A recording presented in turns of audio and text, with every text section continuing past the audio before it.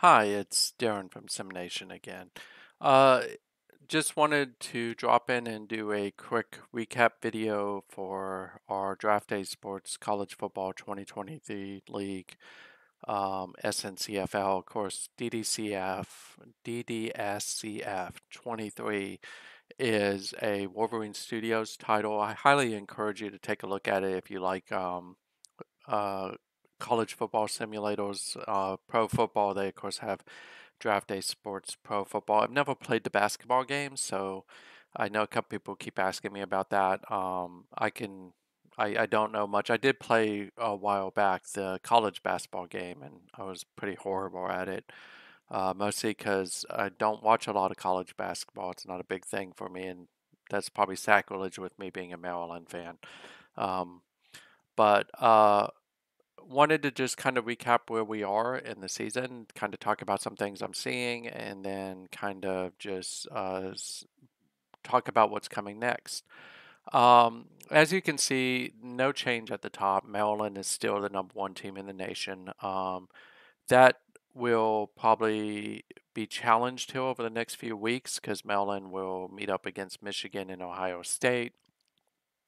So they'll have to down those two teams to do it. Of course, the Big Ten East is very highly represented in the top five because you have Ohio State at number two. That's DP, but largely run on CPU. Hey, DP, if you're listening to this, you probably want to come back this season because if you don't, I'm probably going to let Shark have Ohio State. And just for our uh, knowledge, Shark is a big Ohio State fan. Bowl-bound college football. He had Ohio State there. He won a couple titles. So they go back a ways. Michigan, of course, comes in at number four, which is Stewart, who also has a number five team with UCLA. So the Big Ten East is definitely showing up this season. Number three is Washington State. That is my Pac 12 team. So you have two Pac 12 teams in the top five as well, one in the north, one in the south. And then, of course, the ACC grabs the next two spots, and these are both Atlantic teams, by the way. Florida State and NC State. NC State beat Florida State, but Florida State beat Miami this last week, so they leapfrogged NC State. Um, Florida State's just sample. NC State is Van. Van's doing a phenomenal job with NC State this year. Really happy with what I'm seeing now. Uh, Despite everything Frankie will tell you about Oklahoma State, he'll say they're having a down year, they're not playing well, they're just not that good, yet they're number eight in the country and still undefeated. So that's just Frankie playing himself down as he figures things out as he came back to the game. It's good to have him back. It's good to have him back at Oklahoma State, especially in what's turning out to be probably the most competitive conference in our league. At number nine is SOA with Florida. There's no shock there. Colorado State is a little bit of a shock to me. It's a CPU team, but frankly, they've had good players for a long time, so it's not too much of a shock. Steve's dropped to number 11. This is a case where I think the CPU's got it wrong from a polling perspective. Yeah, they've lost one game. I'm trying to remember who they lost to. Uh, they lost to Wisconsin. Wisconsin's ranked. So I don't agree with that. And Oklahoma's really been buzzsawing pretty much everybody. So Steve's done a good job there. Steve, I think you're getting the shit end of the stick from the pollsters. I do think Oklahoma's a top 10 team. New Mexico State is a shock to me. They're out of the Sun Belt. Candidly, normally this is Louisiana Lafayette. So a little shocked to see New Mexico State there. They're doing it with their quarterback though, so that's one of the reasons why they're up there. Stewart's third team, Western Michigan, comes in at number 13. Probably one of the better teams in the league from a CPU perspective, along with Alabama. That's still open is Clemson, who comes in at number 14. Gary's dropped because he has two losses. Again, I don't know that I agree with the number 15 because both of his two losses were to top 10 teams. One was to a top five in Washington State, the other one was to the number six team in Florida State. So I think Miami should be ranked higher than they are. Georgia lost this last week to Texas A&M. Texas A&M has a really good quarterback, and it was a shootout. Unfortunately, they lost Noah, who is a really good quarterback. That could cause some waves for Georgia, but if there's anybody who's going to manage that, that's going to be Shark, and again, that's Shark at Georgia. 17, 18, 19, 20 are all CPU teams. Kev comes in at 21. He's having a really good season as well. I think he was undefeated until this last week. I don't remember who he lost to. He lost to Shark. If you're going to lose to someone, Shark's not a bad person to lose to. I think that's a good win for Shark because Shark has had some challenges with Iowa State this year. Uh, um, Year two of a rebuild or year three of a rebuild is always the hardest one. But good win for Shark, but that's Kev's first loss, and he's got Texas playing really well. BYU continues to free fall. They were number 2 weeks ago, before they lost to Texas Tech, and then they lost to Texas Christian this last week. What's happening though is the CPU, really good CPU teams will key on uh, very consistent game plans. So if you ever lose to a CPU team and like, man, how'd I lose to a CPU team? If it's a good CPU team, you have to mix it up. Otherwise, they will key on you, and then you will find that by the second half or even the first half, they're just shutting you down. We'll talk more about that in a video I'm going to do next weekend, which is around game planning, a lot more advanced look at it. 24-25 are both human teams. LSU is mine. They're coming off a big win against Louisiana Monroe, which is Skelter. He's struggling a little bit, but at some point he's going to get it together and make a run. And then, of course, BYU is probably the shock of the season so far in the Big 12. This is Starfinder. He's doing a really great job with BYU. They down Texas Tech. Um, Between the two teams, that's probably the result that should have been. Candidly, BYU is much better than Texas Tech, but I don't want to take anything away from what Starfinder is doing, though. He's doing a great job. If we look at the conferences, just real quick, I will say right now it's beginning to look like all roads are going to lead through Raleigh for the Atlantic Division. I do expect potentially three teams from the ACC to make it to the playoffs. Florida State definitely is going to be there. Miami should be there as well. I don't see Miami losing another game. The big ones are out of the way for them. So they should be able to run the tables in the Coastal, win the Coastal, and then they're going to either find NC State or Florida State. I don't think Clemson's going to be able to do it unless a human coach comes in and takes them. Asa Garcia is, of course, the big story in the ACC right now. He's a number one recruit. He's a freshman. He's already thrown for 1,775 yards. So he's having a pretty good opening, 19 touchdowns. That's a good job from him. And then, of course, on the recruiting front, Gary is dominating. He dominates in recruiting. He's got the lone 5-star in the conference, which will probably be yet another really good wide receiver. And then I did recruit Xavier Condon. I think he's going to be pretty good. No big games this week. NC State, Florida State, Miami should all easily handle their opponents. A little shocked with Central Florida and Cable.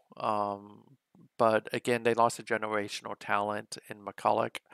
And I think they're struggling a little bit without him. But um, they have a chance to get back on the right path towards winning the East. They just got to get through Cincinnati this week. Cincinnati is probably one of the best CPU teams out there. The record may not indicate it, but if you look at the WWPF, most of the players, really high up players, come out of Cincinnati. And they're already off to a pretty good start when it comes to recruiting, as is Cable with UCF.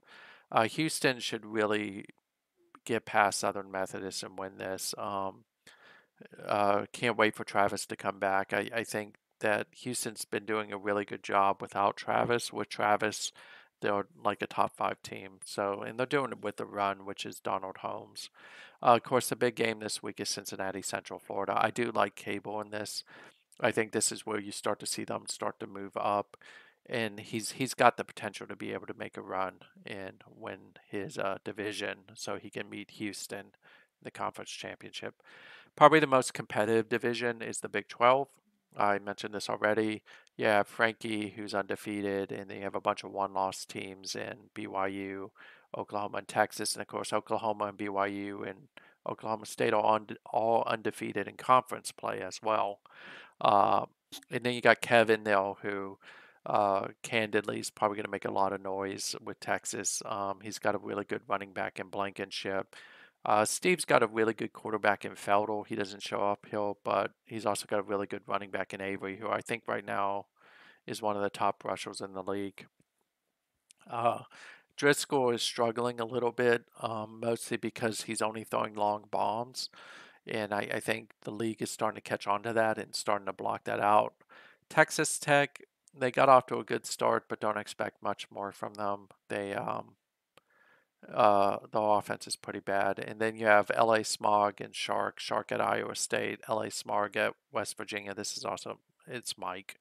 But I expect West Virginia to have a pretty good season. Shark is probably out of the running for the conference championship, but what he can do is put together a series of wins and potentially make it into playoffs. There are probably going to be 4 or 5 teams from the Big 12 in the playoffs this year. Again, we don't have the whole conference champion gets an automatic berth into the playoffs. It's the top 16 teams. So you just got to be in the top 16. Uh, Really good CPU teams have tripped up Steve at Oklahoma before Wisconsin, but I don't expect that to happen this week. I think TCU is going to get its ass handed to it. Iowa State, I like Shark in this game. I think he's going to continue to bounce back and start putting together a winning streak. I like Mike over my Texas Tech squad.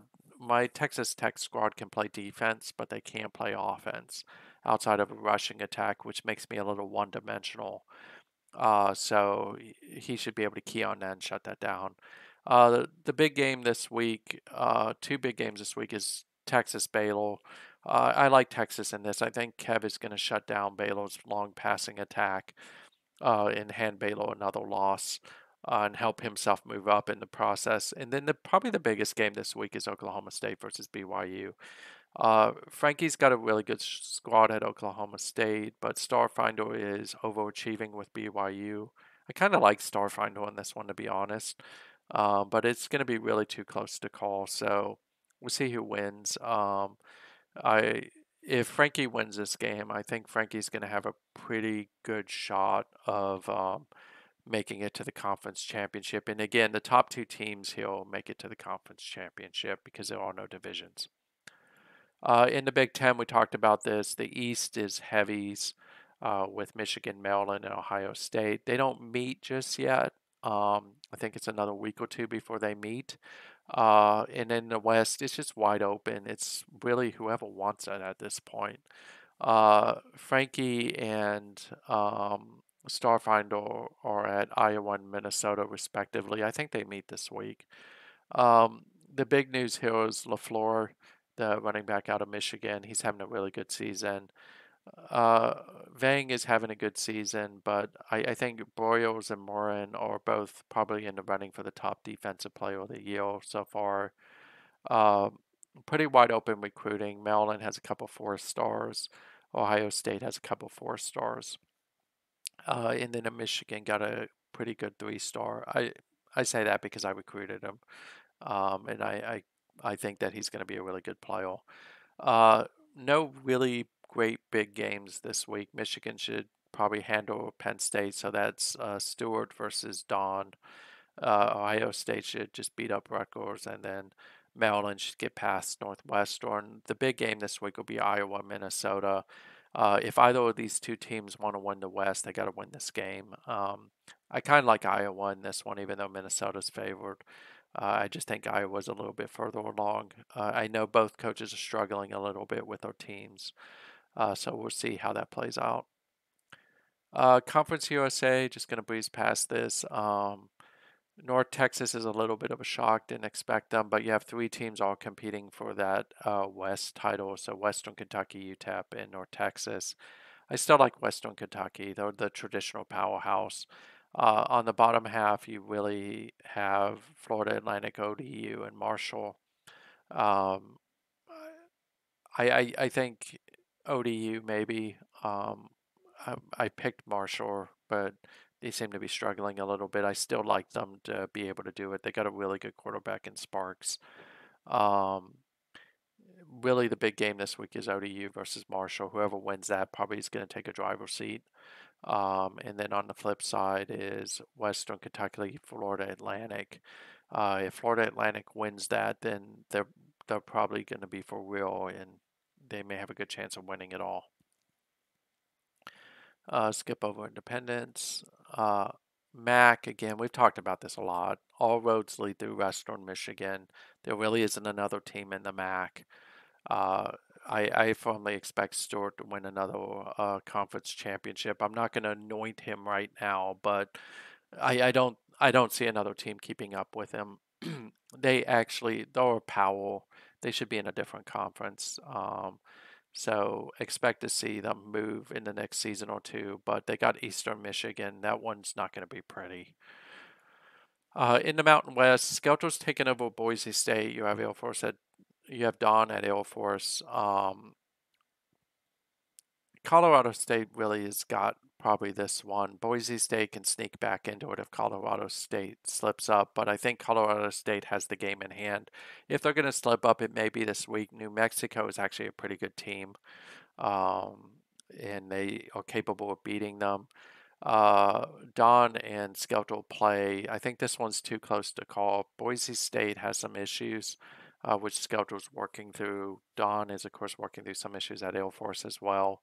Um, I think Skelter wins this one candidly, but it's going to be really, really close. And in the bottom half right now, it's really between UNLV and Nevada. Those are your two traditional powerhouses, by the way. I kind of like Nevada. Pac-12, the race is still pretty wide open. Stanford, Washington, Washington State. They'll play in the coming weeks. Washington State's having a really good season so far. They've knocked off a couple ranked teams. Um, but keep an eye on Stanford. Skelter's always dangerous, and he's a really good coach, even though he's struggling a little bit and he's down on himself. He's in a bounce back, and when he does, he's going to make a pretty substantial run. Got to keep an eye on Washington. Van's done a good job. Yeah, they're at 500, but I he has the capability of going on runs as well. The South is UCLA's. No one's going to compete against them. USC's having a down year. Pops is. Gary, same with Arizona State. I just don't see anyone catching UCLA. And of course, the big game this week is UCLA versus Washington State. This could be the championship game for the Pac-12, candidly. These two teams always play each other twice, once in the regular season and then once in the conference championship. Um, I kind of like UCLA in this one. I think that they're playing much better than Washington State is, but it's too early to tell. I mean, the way this normally works is whoever wins the regular season matchup is the one that loses the conference championship. So we'll see. But I do like Stewart's UCLA squad a lot more than I like my Washington State squad. But Washington State right now, of course, has the 1-2 punch of Merriman and Willis at running back, who are just shredding defenses, especially Merriman right now. Stanford should get by Cal. USC should bounce back against Oregon. Washington should get past Oregon State. And then Arizona State's probably going to lose to Colorado. Only one big player so far, and that's at UCLA with the four-star wide receiver. He's a good one, by the way. Um, in the SEC, this is typical SEC play. They're beating the hell out of each other. LSU right now is up there with Alabama. I don't expect that to hold. Louisiana Monroe, yeah, they lost to LSU, but LSU's overachieving, and they have a pretty hard game coming up this week with Auburn. Yeah, I know you're looking at that and saying Auburn's 3-2, but Auburn's pretty much owned LSU. Um, uh, I talked about Louisiana Monroe. They're a really good team. They're just having a little bit of an off season.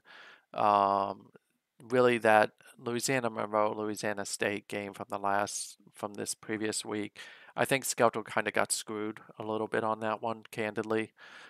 Yeah, it benefited me, but he probably had his settings set to aggressive on offense, and they tried a 60-yard field goal when the game was tied, which meant I got the ball back on my side of the field and then marched down the field and scored, and of course won 28-21. So he'll bounce back. Texas A&M theoretically is a team still to watch. Barham is just he's a phenomenal quarterback. I expect to see him in the WWPF. And of course, Skelto has a really good running back in Ashby. LSU has Munez, but he's hurt and going to be out for a little bit. So that's the other reason why I don't think that they're going to be able to hold uphill. I think the race is really going to come down to between Alabama and Louisiana Monroe. On the east side, I mentioned the Noah injury with Georgia. They, of course, lost to Texas A&M. Soa is got a really good team as well.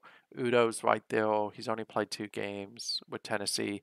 DWK got his first win at South Carolina, so he can start building off of that. But I really think the East is still a 3-team race between Georgia, Florida, Tennessee. It all come down to how Shark handles the injury to Noah. Uh, and of course, we'll find out this week because one of those 2 teams is going to pick up their second loss because Georgia and Florida play each other. I do like Georgia in this matchup. I think if anyone can compensate for an injury to someone like Noah, it's Shark. Um, Alabama, Louisiana Monroe. Skelton gets this one. Louisiana Monroe wins that. LSU is going to lose to Auburn more than likely. South Carolina versus Tennessee is a really good game. That's DWK versus Udo. I like Udo in this one. I think Tennessee is underrated, and I think we're going to see that this week. Outside of that, no, a lot of 4-star signings.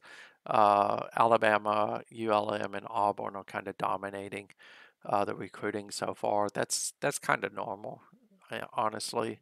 And then the Sun Belt, I mentioned New Mexico State. That's not it's a big shock to me, actually. I shouldn't say it's not a shock. It is. But I kind of mentioned the quarterback, Timothy Park. He's having a pretty good year. The traditional powerhouse here is Louisiana Lafayette. Um, I still think that they can come back and really kind of push this. I'm just not sure New Mexico State's built to be able to hold out for the long haul.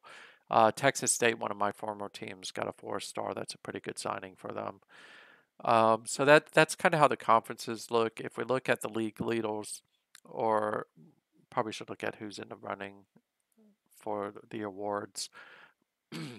Excuse me. And again, it's too early to tell, right? Driscoll, he's not going to win the Heisman.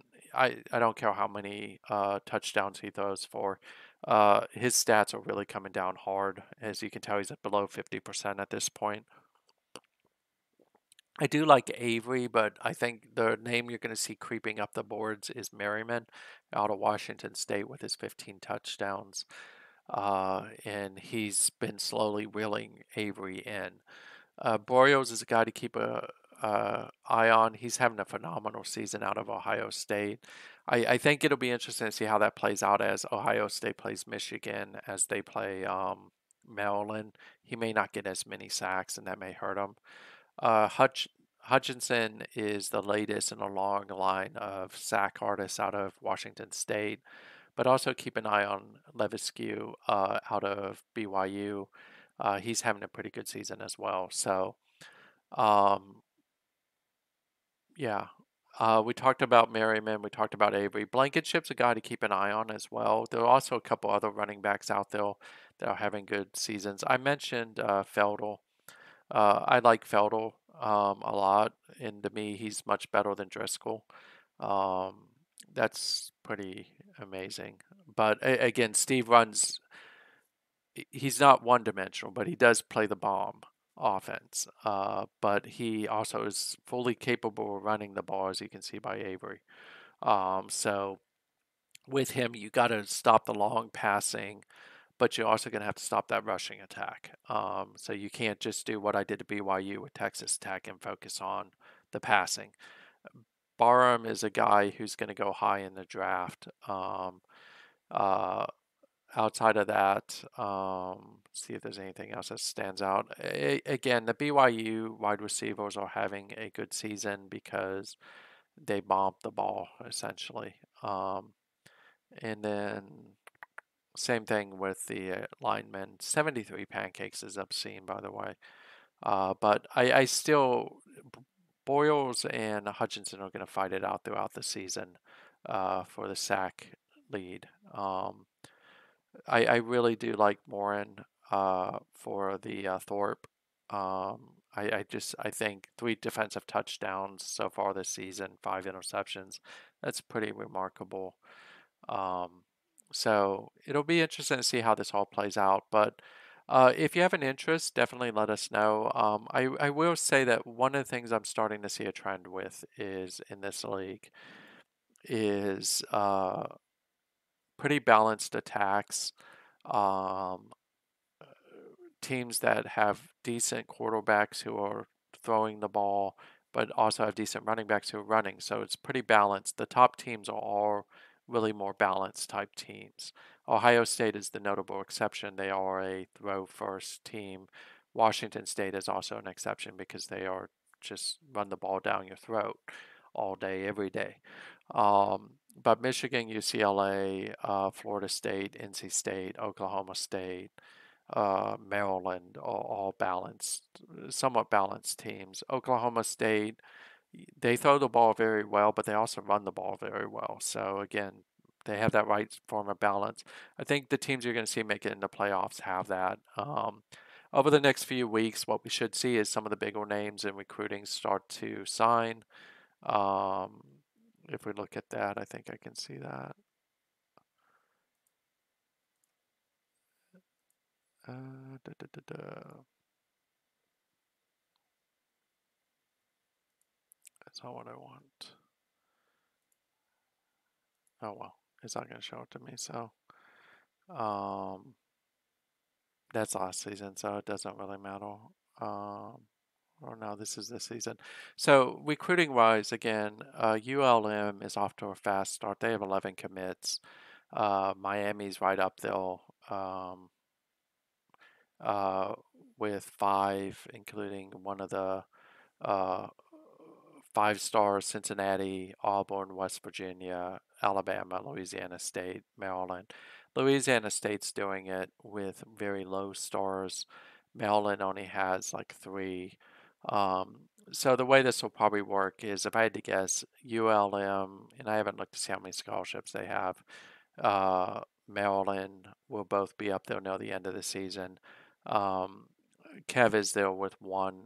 I mean, we only have like 2 5 stars who have signed so far. So I do expect Miami to be up there, Cincinnati to be up there. I think we'll see this one start to flip here shortly. West Virginia is off to a really good start, but you're going to start seeing really kind of like Oklahoma, Oklahoma State, Texas, Texas Tech start to show up as well. So Maryland, this one will be pretty wide open.